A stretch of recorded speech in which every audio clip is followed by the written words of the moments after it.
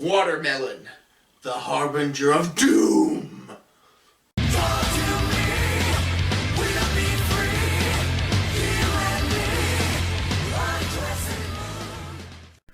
Giant of the Crescent Moon, Tekkouki Mikazuki. Hello and welcome to Earth Alien ProtoMet. It's Mecha March once again, so today I'll be taking a look at Keita Amamiya's ambitious mecha series, Tekkouki Mikazuki.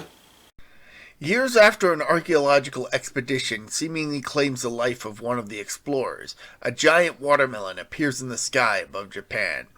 In response, annihilate Idea Monster Tacklers, or 8 for short, a defense team that has been established in preparation for this very event, deploys in defense of humanity.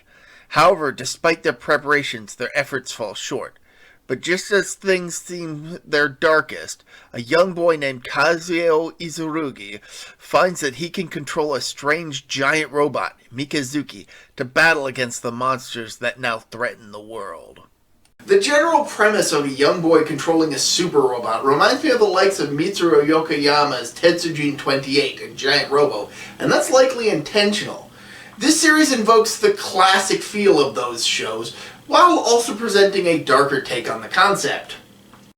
The titular Mikazuki is an enigmatic machine that ties Kazuo to his missing father.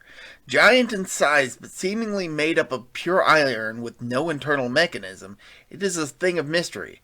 So the fact that it functions at all, let alone change to suit the will of the young boy that controls it, are a part of the show's mystery that spans the 6 episodes of the show's run. Because of the short length of the series, there aren't very many monsters, or Edom, short for idea monsters, but each one is intricately designed. Starting off as seemingly normal, albeit incredibly large objects, their true forms are nightmarish, reflecting the dark emotions behind their creation. Created from the memories of humans, all the monsters, whether by intention or coincidence, tie into the members of the show's defense team, 8. Which brings us to the human characters. Kazuo is, of course, the lead character of the show, so the series is, for the most part, his story. That doesn't mean that the other characters are overlooked, however.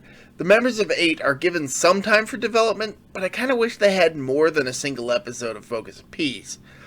The main team's battlesuits feel like a combination of Super Sentai and Modern Kamen Rider.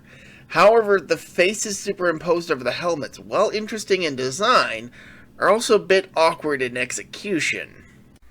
Then there is Akane Hino, the president of Akebono Heavy Industries, a manufacturing company that is constantly producing giant robots for 8. However, these robots, which Akane also pilots, often find themselves falling short of expectations against the Edom. While this is comical, it does mean that the company producing the machines are constantly on the verge of bankruptcy. Earlier, I called this series ambitious, and it really was, with a movie-length first episode and nearly hour-long episodes after that. But all told, there are only 6 episodes, and each episode aired a month apart across 6 months. The trade-off is that more time was put into making each episode, and it shows, especially with the design aesthetic, which is signature Amamiya.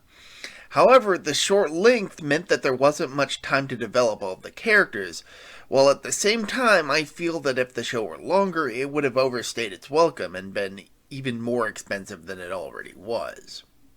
That having been said, the show was well regarded enough that the production team were able to produce an episode of Hyperspace Boy Wonder 7, a tokusatsu series that exists within the universe of Tekkouki Mikazuki. Episode 9 specifically. The sole episode produced expands on the story that was largely omitted from the main series, revealing a rather cartoonish plot that, by virtue of there being only a single episode, is never actually resolved.